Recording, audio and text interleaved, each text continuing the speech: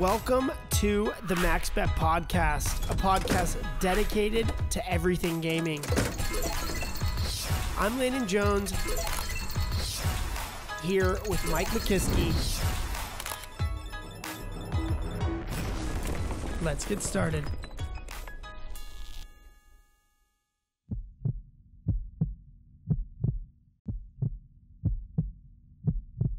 We used to make stuff up for like when we'd go out when we were, 22, 23 years old, coming out of school. And the game would always be like if you go up and approach, some ladies at the bar or whatever, your interest would be. If they said, well, hey, what do you guys do? the challenge was always to be the first guy to answer, because then you get to say whatever you want. And then the thing was our buddy would always have to go with it. So one of the times, I was usually pretty quick getting it out, like just throwing something out, get my buddy under the bus. But then one of the times my buddy goes, oh, we're gravitational engineers for NASA. I'm like, what? Like, how is that possible? You just told me that you made that up, and I believed you. So I did, yeah. So so they're like, wow, really? In Vegas? I go, yeah. So then I have to be the guy that answers the questions, right? Because he threw the bomb. So I go, yeah, we're out at Nellis. I said, it's not like we're the engineers. I said, we're the test subjects. I said, we're the ones that we're different sizes. I said, so I'm the heavyweight. He's a light heavyweight. I go, they're spinning us around, testing the effects of G-force. They're like, really? I'm like, yeah, it's amazing. It's a pretty cool job. And then that was it. Then you're like, generally you're like, we got to get out of here because we're going to get busted on this. But we didn't do it to that extent, but I used to say like just crazy random things to see what people would say. Yeah. And my go-to was always a hot air balloon operator. Like why wouldn't it be? Nobody knew where to go from that. It's like, oh, really? What do you do? It's like, oh, I'm a hot air balloon operator. It just stops everyone in all of a tracks. sudden, my career in accounting doesn't sound so fun. Yeah, they're exactly. like, so you know how to work fire, up and down. Or do you have a pilot's license? Ride the current. No yeah, clue to exactly. say. Like they just shut up. How many wedding proposals have you helped orchestrate? Brother. Yeah, we're doing it. Well, we didn't even do a welcome to the podcast. They know they're welcome. They've been listening. Well, now, maybe some people aren't welcome out there.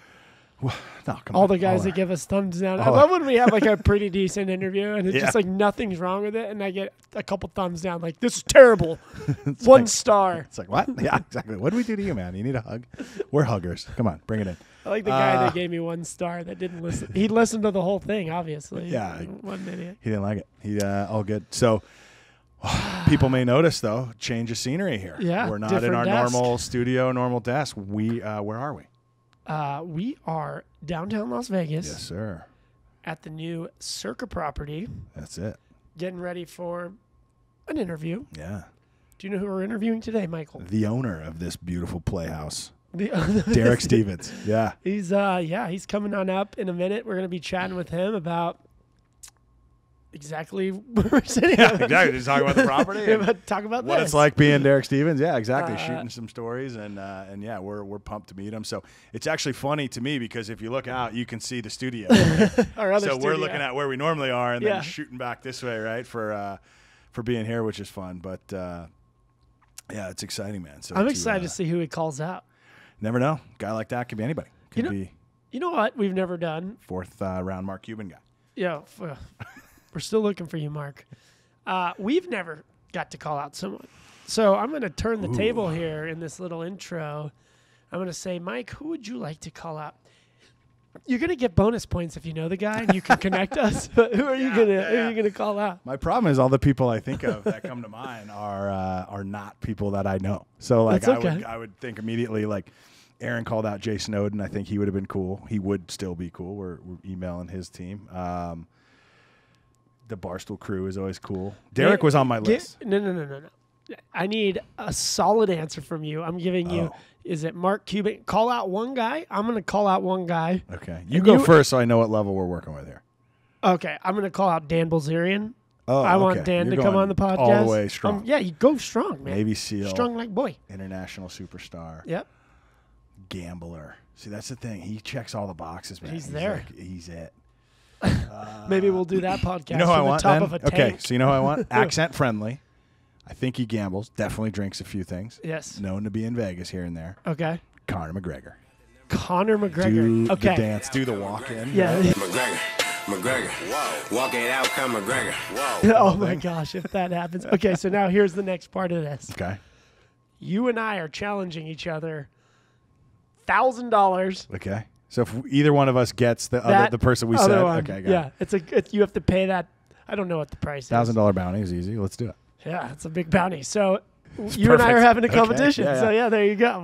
Beautiful. You go after Connor. I'll go after Dan. This will be great. Hopefully they don't show up on the same day. That'll be interesting. That 4-pack would be one. I don't know if we could do a good job with that. I mean, that would just be like we would just shut up and let that happen. If we did Dan, it would be cool to do the podcast from the top of a tank. Yeah, that would be cool.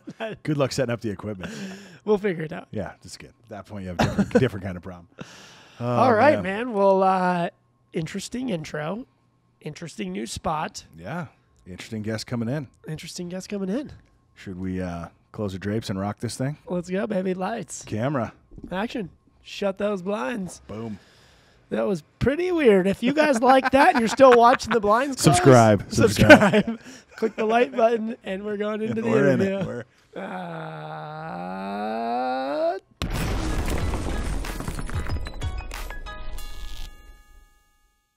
Derek, welcome to the MaxBet podcast. We appreciate you joining the team and making time to get the word out. Yeah, to chat. I was going to say, normally we welcome you to the studio, but we're in your house today. So thank you for having us here at Circa. So No, I appreciate you coming over here. This is one of these cool rooms. 3871, huge spacious room. We're in this big living room with a bar.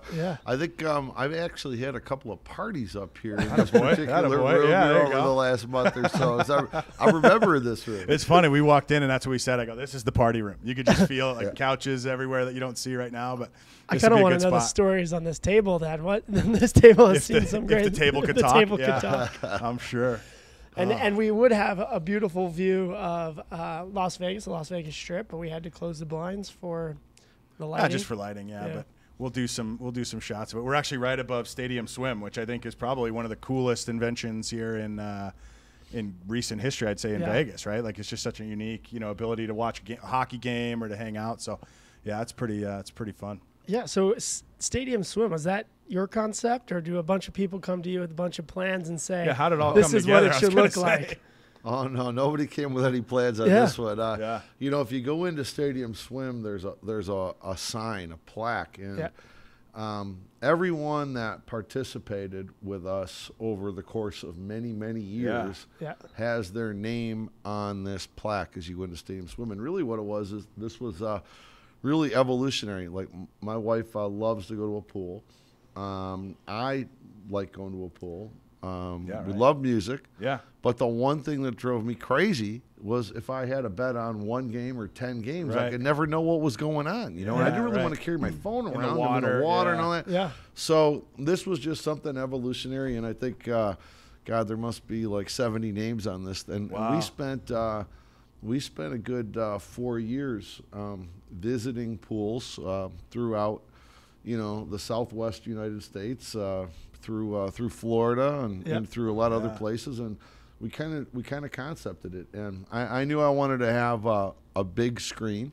I knew I wanted to be able to see odds of games. I knew I wanted to see a lot of games. Right. And then I kind of liked the theater concept, so that's how we tiered it all up. And we actually went to check out pools in Colorado as well in the winter. Colorado. Because we wanted, I never understood, why do pools have to close in Las Vegas in the winter? How come the pool industry is dominated by northern Michigan and Montana and Colorado and Utah in the winter? You're in the middle of a snowstorm and you're outside of the pool. It's a great concept. I've had a great time every time drinking beers and stuff like that. It was terrific. So we wanted to come up with something that's going to be 365. So that means we can heat the water up, at night quite a bit in the winter. And we wanted to tier it so you could see the screen. So it was just something that kind of evolved. And then in 2017, 2018, at our downtown Las Vegas Event Center, where we threw a lot of concerts and watch parties and things like that, we had a big screen up there. And then we bought probably the largest above-ground pool that you'd ever see. It could go to a movie. It's like, but it was like a couple 100 feet long above ground, and we kind of played with it and to see if people enjoyed it. And then after they did, we put a bar up next to it, and guess what happened? People started walking up to the bar, and the bar started making money. We're like, okay. So this was like one of those things that just evolved over time, and we finalized this concept. Yeah, it was amazing. So I was showing these guys earlier because I have the invite book that you guys created for the opening of the property. It's your notebook, right? Like a lot of your handwritten notes. And one of the things I love is it says I don't remember the exact number, but it was like big screen, right? And it had something like 150 feet, and then it's crossed out, and it goes, no, 200 feet. So was it just at that point you go, I just want the biggest screen we could possibly find, or how did the size come to be? Yeah, we tried to maximize it, so we wanted to stay within a 16:9 ratio. Yep, right. But in doing that, we would have had a problem. So what we did was a 16:9 ratio, but we did it like double wide. Yeah. So that's how we ended up with a screen that was as wide as what it was, because we thought the venue we were creating was it's basically 300 feet from east to west. Right. That if there's a game on the east side, well, you might have to replay it on the west side. So that's how we ended up with something like that. Yeah, it's fascinating. And then the other thing that jumped out for me looking at the notes was the original name was Lucky Line. Or is that the original name? It's just what it jumps out when you start opening the book. Yeah, the original name was never Lucky Line. Okay, so is that just a placeholder? No. What it was when we first had the whole idea with concepting what's now Circa. Right. What we did is we engaged 5 architectural firms that all had some history in developing hotel casinos. Sure. I think 3 were based out of Las Vegas, 1 was out of LA, and 1 was out of Phoenix. Okay. And what we did is we said, hey, we'd like to hire you, and these are the criteria we want. We want a resort that has water and sports as a key element. Sure. We want the world's largest sports book.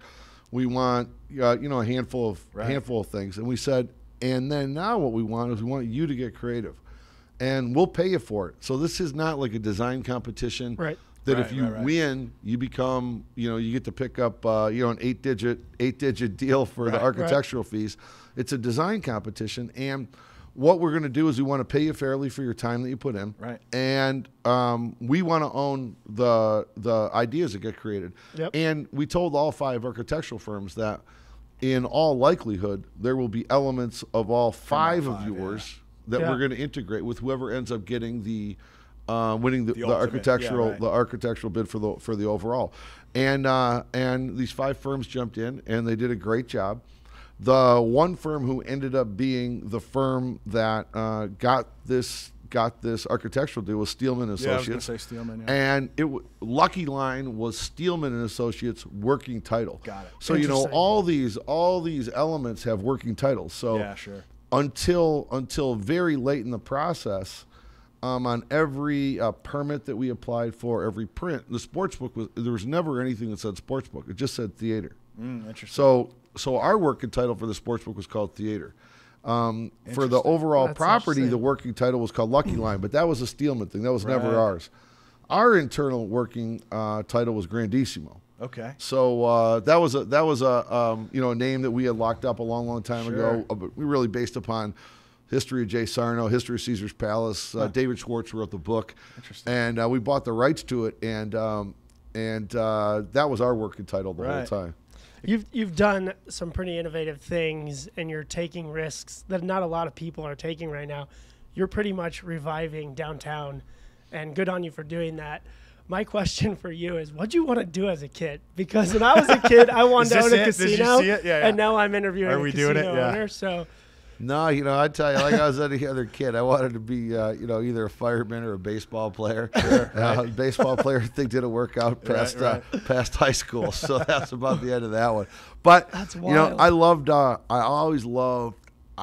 baseball. I love math. I love numbers, and sometimes if you like math, you love sports, you love numbers. Kind of sometimes where you end up is where you maybe should have gone to begin with, you know. And I mean, in a business like this, obviously numbers are a critical thing, and whether it was at Circa or some other property. I mean, I used to come to Vegas all the time, well before I was ever involved in the business. Right. 30 years ago, I'd love to come out for fights, and I would love to come out for big events and big sporting events, Super Bowl, World Series, March Madness, and so when I was a kid, I never thought about being a casino owner. Back in Detroit, well, you did it. Back in Detroit, there weren't many casinos. The only places that had casinos were Vegas and Atlantic City. Yeah, no doubt. I was laughing. If you're a numbers math guy in this world, you're either going to the casino side side, or you're going to be like a sabermetrics Billy Bean guy, right? So that didn't work true. out. You're probably having way more fun on this side of it as well. Well, now he can watch all the baseball he wants at Stadium Swim while crunching numbers. He kind of took it all. He's like, well, I can't do just one, so we'll just do it all. We'll own the whole program. Yeah, it's funny. So Grandissimo, I feel like that would have been an apt name. It's very, it's a grand property. I feel like just kind of the spirit of it. Was it, is this everything? This has got to be like your playground, right? You've been a gambler. You've owned now, this is your third casino here. So you have Golden Gate and the D, which you own. Those are renovations, right? Takeover renovation. Here you got to build it from scratch, which is pretty cool. So, this is probably just the notebook you've had the whole time going, hey, if I ever build a new one, this is what I would do. There's a little bit to that where, you think about, there's certain moments in my mind. I was at the Bo Holyfield fight long time ago. Oh, yeah. I think that was in the 90s, and that was the night that the Fan Man came in. If you remember that Fan Man story, right. and delayed the fight. And I remember looking up at Caesar's Palace, and there was a light that was out, and I forget if it was the E in Caesar's or what. But I thought, my God, if I ever got to run something like this, I would make sure that would never go out. Now I realize how naive that was, because there's a lot of light bulbs and it's pretty difficult to make sure everything works. Yeah, exactly. But there's certain moments like that you think about, boy, if I could ever do something like that. And it was really just evolutionary. It was just every trip you learn a little something. Yep. And truly back then I never ever would have thought I would have been living in Las Vegas, let alone owning a casino. So I definitely want. I don't take myself that seriously, and I'm fortunate that I've always surrounded myself around some great people, people that I like to hang around and are like-minded and want to get after it, in every way. And I'm fortunate that I've always surrounded myself with great people, and we try hard. We try to make our own luck, and when opportunity comes up, we try to be prepared. So for me, I feel very fortunate.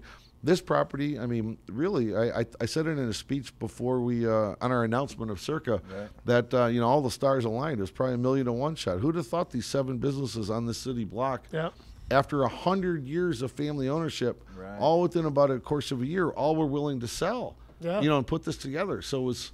So you gotta to be able to pull it off. I guess you gotta say you had to have had the money, but you gotta be damn lucky too. Yeah. Well, I was gonna ask you that. So when you talk about 7 people willing to kind of part ways with their history, did you go in and talk to them and say, here's the vision? You were gonna honor the past with Circa in a way. Maybe you didn't know the name at the time, but was that a big reason that they were able to say, you know what, we trust you, like we're handing you the torch now? Is that a little bit of what happened? Well, yeah, the first one on this block was the Las Vegas Club. Yeah, right. So we bought the Vegas Club, and when we bought the Vegas Club, we thought, wow, we got the Vegas Club. Yeah. Okay. So what we initially did, we started evaluating, what it would take to do the renovation. So we were trying to evaluate the structure.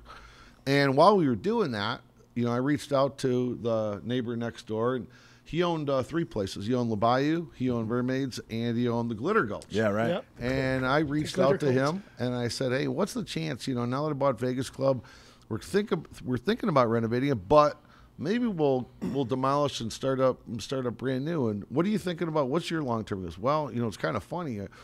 In a month from now, my youngest is leaving for college. Sure. And I've lived in Vegas my whole life, but I'm going to be moving. And boy, if you could do this, if we could meet the right number, maybe we could work out a deal. Do a deal, yeah. So I'm like, whoa, that was a huge deal. That's unbelievable.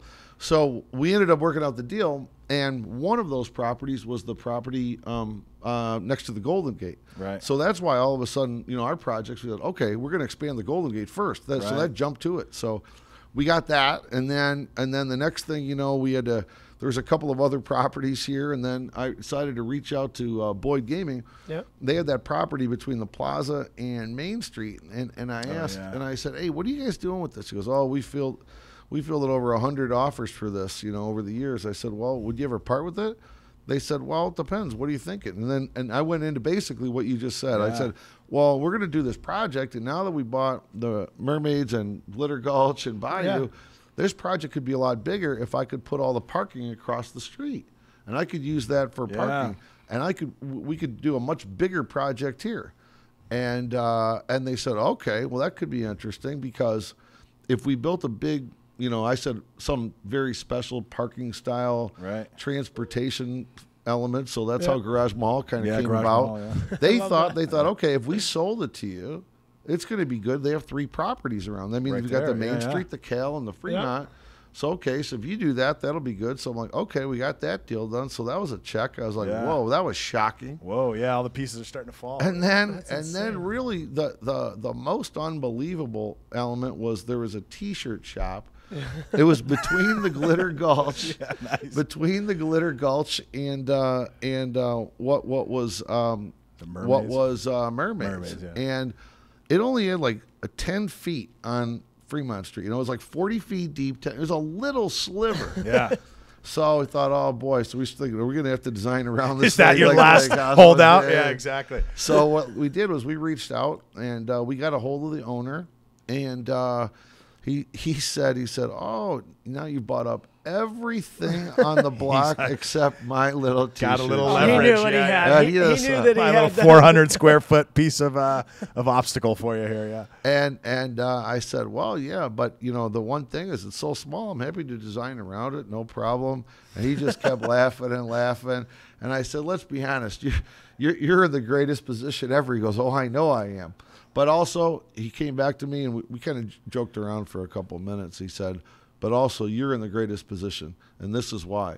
Yeah. I own 3 other T-shirt shops up and down the street, and I know if you take this city block, you're going to make something great here. So I'm willing to trade. I'm willing to make a trade for you. You don't know this, but next week, I'm going to sign a deal to buy what's called the world's largest gift shop on the corner of Sahara and Las Vegas Boulevard. Next to the is it Golden Steers, like that steakhouse right there. Yeah, right exactly. next to Yeah, Golden right. Steers. Yeah. He said, so I think here's the win-win. I'll sell you my T-shirt shop. Yeah. You could take that land.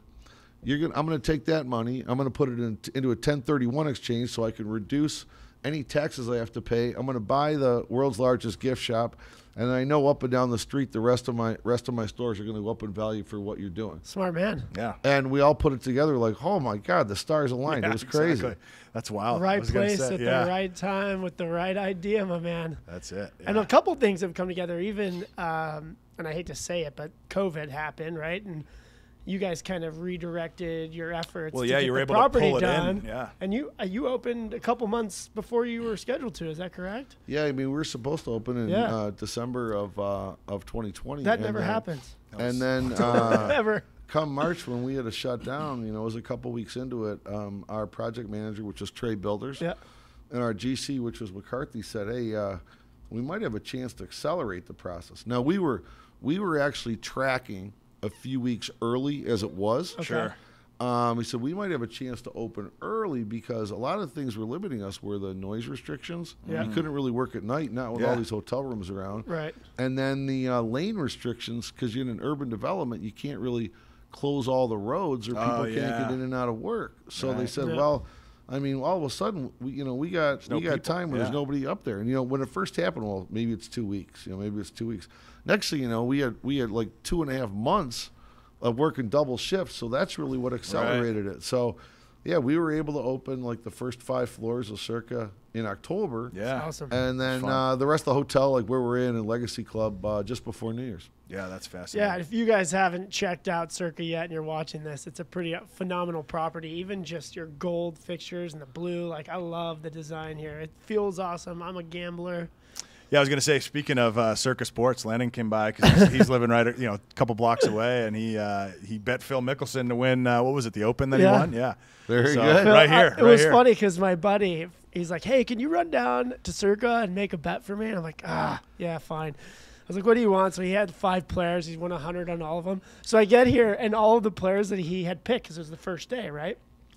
They were way down the list. It was like, after the first day, yeah. I'm like, I'm not going to call him. It's like 11 o'clock at night He's right in now. the East, yeah. I'm like, fuck it. I'm just going to put my own bet in. And so I looked on there and it said Phil. So I just put all the money on Phil for me, and he ended up winning. So it was, that's awesome. Yeah, so you saved your buddy some money and then won a few bucks. 8,300 to 1, yeah. Which he gave back in high limits, so it's never safe in your hands. You know why I gave it back is because I jumped on a Dragon Link game, and you have the little massager ladies going around. Homegirl massaged me for an hour. I didn't want to get off the chair, so I just kept banging away.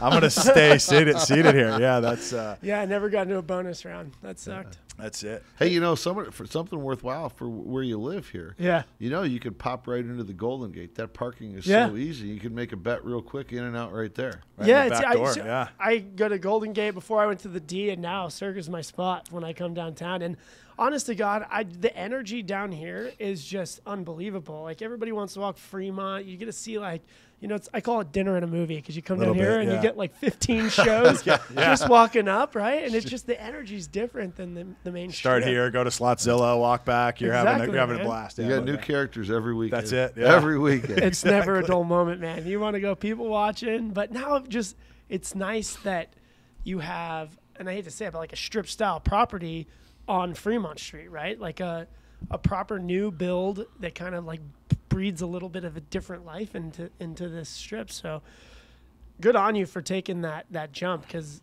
I know a lot of people that wanted to do it and have been talking about doing it but haven't done it. And so it's interesting. I was going to ask that. So one of the things that we were chatting about coming in, we're like, you might be the only single named owner right anymore, right? It used to be, you have Steve Wynn, and I know there's still other guys around, but a lot of it's corporate companies now, or private equity groups that own everything. But here this is Derek's place, right? Yeah. And then you had Steve Wynn, and then you had Sheldon, and I mean, you might be the next. Well, you are the Maverick. You're doing it. Well, I was going to ask you. So with that, like, what are you building towards? Like, what do you see coming next? I mean, you get to take whatever risk you want as the guy that's here. Steve Wynn came down to Fremont Street. This was probably, I'd say 6-7 years ago, and I went out to say hello and meet him. Yeah. And I'd run into him once or twice before, but I was in a group, and he would have never ever remembered me. Sure. I went out. Because he wanted to go out and he wanted to ride Slotzilla. He wanted to ride no, because why wouldn't? And I love that. And for him to do that, I kind of thought, okay, I know something's going on. I didn't know what was going on. But if you remember, before everything kind of happened with the whole Win West thing, and then the whole pool concept that they were going to do to the east side of the where the golf is. Yeah, that huge Paradise Park, I think it was called. And then I saw the renderings of zip lines and all that, and that was while we were concepting Stadium Swim, and I kind of thought that was pretty interesting, that he was going after something that was very water orientated while we were doing the same thing. Yeah. And then obviously with what happened to Steve Wynn happened, so none of that happened. Right. But on that day when he was up and down Fremont Street, I introduced myself, and he said something that I really thought was, to me, it kind of hit pretty at home, and it said, he said, he didn't call me kid, but he said, the one thing I've been thinking about what's happening here is this is where so many people kind of started, and now with the cost of projects being so much, I'm worried there's not going to be any other guys after me, because in the old days, you could buy a casino, you could put together some money to do it, and maybe a lot of people don't realize, but my brother and I, our first investment, we spent $7.5 million to buy half of the Golden Gate. That was my initial investment in Las Vegas. Wow. It was $7.5 million. But how do you compete today? How do you compete today when projects are all now 10 digits? Yeah. It's not. I mean, it's not like you're going to wow people with a $300 or $400 million project, and on a new project, nobody's going to lend to you unless you're putting more than half down. Right. So you kind of really limit who can be involved in things. And just recently, with the startup of Resorts World. Yeah. I mean, I was there on Thursday night. I loved it. I thought the place was great. But then also, like as I'm walking through it, I'm thinking, holy smokes, $4.3 billion. Well, there's not that many KT limbs around this country. Yeah, right. This would have never happened if it weren't for one fella with a certain passion, with a brand that was able to do it, because the numbers and inflation have gotten so big. I think it's going to be very difficult to build something bigger and better, and that's what kind of Vegas was always built on, was the next big thing. Right. Yeah, it's going to be for $4 billion. It's going to be hard to top. But think about it. I mean, even if you're going to stay at the big $4 billion new property, or the $10 billion that has to be next, whatever. Right? City center cost.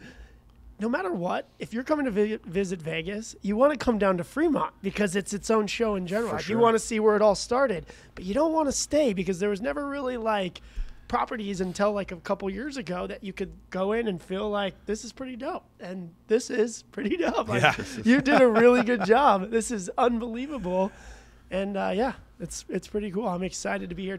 But so my dream was to own a casino when I was 12.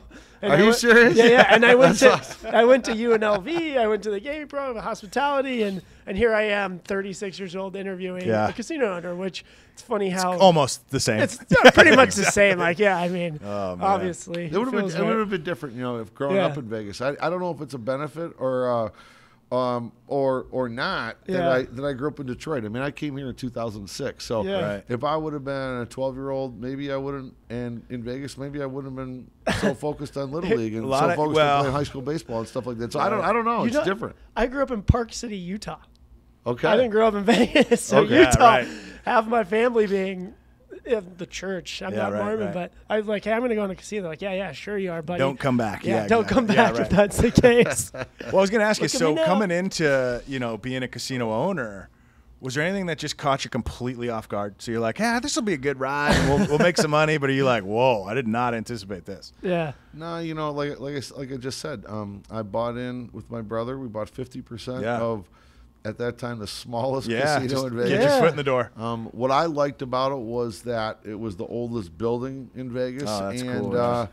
The address was 1 Fremont Street, so nobody could copy that. Right. And I thought, well, if we come here, this is going to give me a great opportunity to learn about slots, about tables, about food, beverage, and a hotel. Yeah. And, I'd been in business for a while before that, but I came here pretty, I would say, pretty humble about I got to go back to school. I want to start in first grade here. I want to learn. And I knew for me the first number of years that I was really just focused in on being a sponge and listening and being behind tables, learning all elements of the business. And I certainly didn't want to come across cocky in any way, because if you did, there's a lot of people that grew up in Vegas that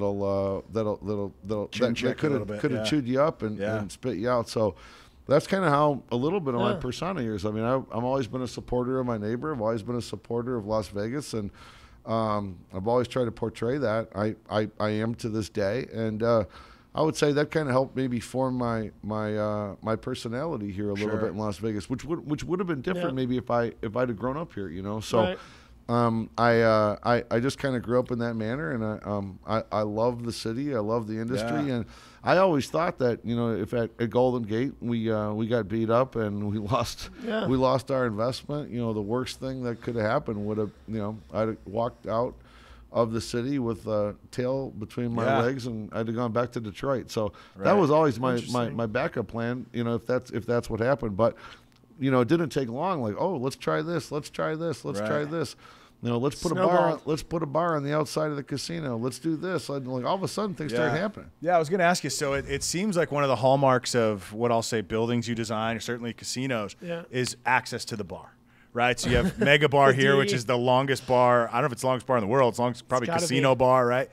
And I mean, the rumor has it that, generally speaking, 5:30, you're generally around the bar. I'm not saying you're drinking every night, but saying hi to people, shaking hands. Yeah. Like, what was it about the bar vibe that you just said, hey, everywhere I go, I'm making this a prominent feature? Yeah, a lot of it started with the very first bar, and that's why it's called One Bar at Golden Gate. And I just thought that when you look up and down Fremont Street, you got this long canopy, and the whole premise was people come outside to see a show, but then there's nothing to do, and they go back in. And I kind of thought, I think there's a lot of people that like to be outside and like to get a little vibe outside. I know the whole goal is to get them inside, get people on slot machines, tables, things like that. But I think there's maybe some money to be had. So that's why we designed up these outside bars, the one outside bar at Golden Gate. So we went to the city, and we asked if we could do that. And the city said, okay. But it was kind of controversial. And if you think about it, there were no bars outside on Fremont Street. None, right? So I didn't even remember that. That's why I'm like. And yet every building has a liquor license, so it's not like they weren't all selling beers or drinks or whatever, but not all just inside, on the outside. Yeah. But historically, the whole thought process was, well, let's sell everybody a drink inside, make them come inside the casino. And then when we went to do this, I go, let's put a bar on the outside of the Golden Gate. Yeah. And we went to the city, and the city said, okay, and then there's notices that go out to the neighbors. Yeah. And it was controversial in perspective of everybody thought this was the craziest and stupidest idea ever. Good luck, bud. So much so that it was the Golden Gate that really nobody ever paid attention. They're Sure. like, okay, if this new guy from Detroit wants to build a bar on the outside of the casino, okay, let him go do that. He won't last very long. Yeah. And we went to the city, and the city said, well, we don't have any regulations for outside bars within city limits. So will you help write the limits and write the regulations? So we helped write the regulations for outdoor bars because nobody else would do it. The city attorney didn't have enough legal staff to do it, so we kind of did it, and we helped write the regulations with the city attorney at that time, and they approved it. How many bars now are on Fremont outside? Everybody. I think feel every like single if casino not all has of a them, bar it's just outside about. now, right? Well, what's funny about it is like growing up. So I grew up here in Vegas, and when you hit college age or drinking age, and then your buddies from out of town will come back and go, I love Vegas. I could take my beer outside. Yeah. And it's like such a stupid thing, but you go, hey, you go to San Diego or Tempe or whatever, and they go, hey, you got to finish that or leave it here. But here, just walk outside. So when you say bar on the outside, it kind of makes a lot of sense. You go, well, I was drinking my beer out there anyway. Why not buy one right there? Well, it's genius because you create atmosphere now on Fremont Street. You create atmosphere and people can have a drink. And the one thing about downtown is that, you can actually casino hop pretty easily. Yeah. You don't need an Uber to go from Circa or the Golden Gate over to the Golden Nugget or walk over there. or something like that. So it was one bar that kind of started it, and then when we bought Fitzgerald's and I wanted to have a signature feature, and that was the first element of getting into sports. I didn't have a good spot to sit on Sunday. And I want to watch every football game, so we designed Long Bar. So that's why I sit at the end of Long Bar, so I could see the whole review. Rarely do you have a Sunday with more than 10 games on, but I could see down 10 on a good angle, and that's kind of how Long Bar came about. I didn't know it was going to be that. Long Bar is the longest bar west of the Mississippi. Wow! But it wasn't designed to hit a number. It was just designed because that's what fit in the building. And got all 10 games in. Got us 15 TVs. So that was kind of where we wanted to go. Now I'm curious what the longest bar east of the Mississippi is, because I know you know that answer. I think there's a huge bar in like Put-in Bay, like in Ohio somewhere. Yeah, right. That makes sense. Some crazy Put-in Bay bar. Right, so. Put-in Bay is on the map now. Ohio, it's like the longest Ohio bar beer in the drinkers. world. That makes sense. That's awesome. That's wild. So then, just looking at the two concept sports bar, like sports book area that you have, the two levels. I know originally it was like, hey, this would be a great place for people to gather and collect. Opening in pandemic, a little tough. Have you seen the people kind of start to fulfill the vision you had for that? Like, are people coming in and renting out the space and doing the watch parties like we thought, or is that still? How does that go? Is that ramping back up? I know it's been tough because you open. Obviously, in the middle of everything being a little more closed. Yeah, no, it's when we opened up the sports book, it was great. I mean, immediately the first weekend of football was something, and then we got through football season. We got through the NFL playoffs, Super Bowl, and then you got March Madness kicking in. Now we had NHL playoffs and NBA playoffs, and the vibe in the room is really the deal. And you can watch a game anywhere, even if somebody has a cool basement with like 4 or 5 TVs, or they have a local bar they go to. When you're in an atmosphere and you see UCLA drop this half court shot, the vibe is unbelievable. You see some of these plays, the energy. You're really in a theater, and this sports theater, our sports book. The energy that gets created by everybody coming together, and you feel it. That's why it's like great to go to a game. You feel the energy of the crowd. Well, here it's big enough where you really feel the energy of the crowd. Yeah. So I want to back up real quick because I had a question. You bought your first property with your brother, right? You said you guys went in half 50, whatever. I don't know the percentage, but how involved is your brother in all these businesses still going forward? Because everybody knows who you are, Derek Stevens. How involved is your brother in all these business dealings today? We're partners in every business. My business is in Detroit. My business is here. Nice. We're the same percentage. Awesome. I'm 75. He's 25. Yep. I'm the majority owner. He's my little brother. That's awesome. That's why he's only got 25%. Derek's like, I can't kick him out of Stadium Swim. He's there every day. That's it. No, but he's fully involved. He's having fun though with it. I couldn't ask for a better business partner. Yeah. That's awesome. He is personality-wise, we've got many similarities, but we've got quite a few differences. Sure. Yeah. We get along from a business perspective great. I enjoy being out on the floor. I love talking to people. Right. Yeah. I was never really a marketing guy before, but I enjoy talking with everyone, and I love sports. My brother's an engineer. My brother, often when he's here, he is either on the roof or the basement. He's an HVAC guy. He's a mechanical engineer. He was very, very critical in a lot of the new innovation in Circa. We don't always agree, but we argue enough until one of us gets persuaded. Yep. And I'll give you an example of one that was probably one of the longest arguments we had about Circa, and it had to do with our ventilation system. Yeah. So the entire first floor and second floor, we don't have any heat or air conditioning coming from the ceiling. Right. Everything we have is coming up from the bottom, which from the ground level, which allows for better airflow. It's far more efficient. Okay. It makes for an environment where people can smoke, but the smoke only goes up. It doesn't swirl around. Right. Interesting. And it was kind of a controversial concept because almost all buildings in the country, you have your HVAC comes from the ceiling. Down. Yeah, right. And he said he checked out a handful of other buildings. He goes, no, let's do it. So he was pretty relentless in the pursuit of this. Nice. And like I said, it's far more efficient. And this is one where I went his way because I would have never done this without him. Right. Interesting. Grinding me. It's the little things that people don't think about, like the parking lot, the air coming from What's nice about it to me is, so I'm not a smoker. I don't mind walking in casinos and smoke, but that's immediately what I thought. I go, this is genius. Right. Because you're just blowing all the smoke up, and then I just assume there's something up there sucking all the smoke out. I don't know, but it's a good way to go. So I'm glad he won that one. That's wild. I'm glad he won that one too. So those are the types of things that I'd say we're very complimentary in business. That's awesome.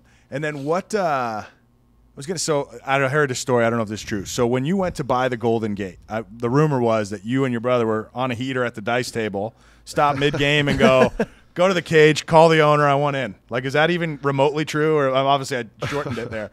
Oh, boy, 15 years, the embellishment gets better. It's like a game of telephone. It just keeps getting crazier. No, the reality was I was with a couple of buddies of mine. Sure. Yeah. And we were at a pool with wives, and we decided to jump in a car, and we were starting to look around thinking about maybe we should do something in Vegas. So myself and a couple of buddies, we jumped in the car, and we drove up to the Speedway. We checked out a few other places. We came down to Fremont Street, and we had left the pool, meaning that we were in shorts, flip-flops, and T-shirts. Right. And we walked down Fremont Street. We walked into the Golden Gate, and that was in the old days. You got the house phone. We picked up the house phone and asked to talk to the owner. Well, it was, another one of those things where you're better lucky than good. Yeah, right. Well, the owner's assistant was on vacation that day, and the owner picked up the phone. No way. Yeah. And I said, hey, we're interested in buying a casino. We're looking to talk to the owner. And he said, my name is Mark Brandenburg. I'm the owner. Right. He goes, I got some time. Why don't you come on up? We walk up the stairs. That's and the three of us go meet with him. And, we're like, we were walking up the stairs. My buddies were like, I don't know. We're wearing flip-flops. I said, Mark, nice to meet you. This is the background. This is what we're looking to do. And Mark said, I've fielded a number of other offers from private equity people, but I'd rather do something with a businessman that I know is going to be around. Yeah. And remember, at that time at Golden Gate, every single slot machine was nickel, dime, a quarter, or a $50. There was no slot system. Right. There was no Tito tickets. This isn't 1970. This is 2006. Yeah. So he says, I think we have to get a slot system, and we don't have enough capital to do it. Yeah. And we got to buy some new slot machines. We got to stay up to, got to keep up with the Joneses. So I said, okay, well, we're interested. How about we set up a formal meeting tomorrow morning? We set it up for 9 o'clock the next day. Myself, my two buddies, we suited up, put our suits on, put a suit and tie. Good thing you brought We came in, and Mark said, there's some great new technology out there. With Google, you can kind of figure out who you're talking to, let's have this discussion. I think that was in July of 2006. Yeah, and I could tell you, it was October 31st, 2006. It was the afternoon of Halloween. Yeah. that we actually struck the deal to buy 50% of the Golden Gate. Wow. So wild. Trick or treat, here's half your casino. That's a good way to do it. That's that's fascinating because I had heard that story a few times. Obviously, different versions, but yeah, that's great. I mean, I don't even know if we're gonna have enough time with the gambling story, but what's next? Like, what's the big future plans? What are you working on? What's in the notebook for the next iteration? Yeah. Do we have the notebook here? I had it over there. Yeah. Okay. Well, I'll tell you what's next because you guys aren't the first guys to ask me that question. So, I'm sure. Yeah. The reality is I love operating a business. Yeah. I enjoy that far more than the demolition, design, construction period that we spent an awful lot of time on. I enjoy building teams, running operations, and right now I want to focus in on that. Yep. And as part of that, which is very important, I enjoy paying the debt down a little bit every month. Yeah. So what's next is I'll tell you, like a year from now, I would love to see I'd love to see things continue to flourish in Las Vegas. Yeah. I'd like to make some money that we can refinance the debt a little bit at a lower interest rate and for a little less, and that's kind of my short-term goal. After that, awesome. You never know. You never know in Las Vegas. You never know what's going to happen. But right now, for me, this is a big step. Yeah, and I'm enjoying running it. I'm enjoying being here. Yeah, that's awesome. I there's no place. I designed a place there I want to be on football Sundays. Yeah. I'm going to watch football no matter where I go. I designed a place I want to go. I don't want to be somewhere. You don't actually live here in the building. No, I don't. Yeah, Caesar doesn't actually live here. Caesar actually lived here? No, but it feels like it. I get it. Like you can easily go. I mean, obviously you'd get prime seats for everything, but you can easily go hang out at the pool. You can come inside, watch a game inside. The restaurants are awesome. So I'm going to get chirped for this next statement, okay. But this is my dad always said, make work like play and play like hell. Yeah. You legitimately did that. You did it, yeah. You built your own pool to watch sports in. Like, this is... That's the move. Yeah, we need to have a meeting after this. It'll be interesting because he's going to, he's de-lever over the next year. Then we'll see what other business he decides to go run and operate. So that's awesome. Well, one thing we haven't necessarily talked about too much other than the crap story, but talk about gambling. Well, we'll close it out. Yeah. You can add this as one of your stories. I heard you had a nice little win at the opening of Resorts World. We don't have to talk about it. Oh, yeah, we did. The telephone, it's been playing. But you're a storied gambler. You've obviously been gambling quite a bit, pre-Vegas, ownership days, right? So we always ask everybody, so like, what's a memorable gambling story that comes to mind? Doesn't, pre-ownership, post-ownership, I would say one thing that I always got a kick out of was, I made a couple of these March Madness bets. Sure. And I usually had them on a story team, whether it's Michigan State with Tom Izzo or University of Michigan, and a couple where I had an opportunity to make a wager to win $1 million. Right? Oh, wow, yeah. So I go to my neighbors. I talk to Tony Miller, who runs the sportsbook at the Golden Nugget. And then he talks to Tillman Fertitta, and we talk to Tillman. Yeah. Oh, that's too much. Let's $500,000. I go, there's no story in $500,000. I'm going to bet nothing, or I'm going to bet enough to at 40 to 1. So I bet you $25,000 at 40 to 1 to win $1 million. And if they get anywhere near the final, let's say the Elite Eight or the Final Four, it might be a lot of fun doing it. Yeah, right. So then we get to the Final Four, and I got Michigan to win $1 million. Okay. I'm in 25,000. I haven't hedged anything yet, and all of a sudden the interviews start coming out. What's it like? What does it feel like to bet $1 million? What does it feel like to $1 billion? And this is where it came up. Like, what are you guys talking about? Yeah.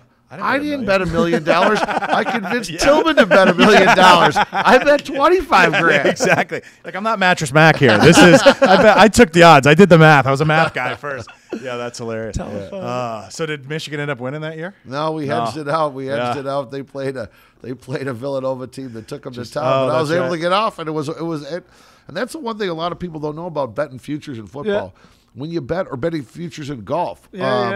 You don't, you could take a long shot at 100 to 1. You're 200. It doesn't mean that team or that player has to win. Yeah. All you have to do is have a pretty good run, because then you can hedge it back out. Right. When you're at 100 to 1, you can get down to the final 8. You're going to make a lot of money just by hedging it out. So I'm a big fan of betting futures, and it gives you a lot of action throughout the whole year and things like that. And do you bet on? Obviously Michigan's close to home. Being a Detroit guy, are you usually betting hometown? Like, it's hard to bet on some certain Detroit teams lately. So.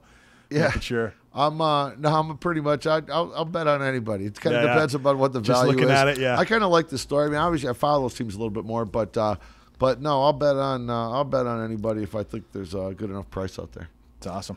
Well, so I guess that brings us to our last question because we are running yeah. out of time. So we have on our show, it's called the Max Bet Challenge. Came from the Ice Bucket Challenge.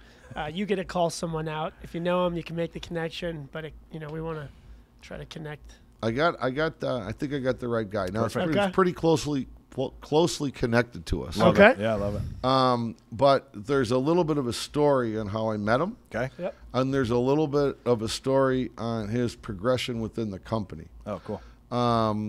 There's a fellow by the name of Mike Palm. Okay. And I'll cut to the end right now by Yeah. saying he's vice president of operations. He oversees all three of the casinos. Okay. Awesome. 3 Got vice it. president of operations. Mike's one of them. Mike's a guy that I didn't know until I bought Fitzgerald's in 2011. Got it. Okay. He was the poker room manager. And before we closed on Fitzgerald's, we had made the determination that we're going to close the poker room. Yep. Interesting. So on the opening meeting with the team, we said, okay, we're going to grow this. We're going to renovate this. We're going to build a whole notch. We said, and we're going to shut the poker room down. And Mike Paul's like, oh, God. Flip the table. He's like, what the hell? Yeah. So we talked a couple weeks later, and it kind of came about like, well, how do we become relevant? What can you do? Mike's a really sharp guy.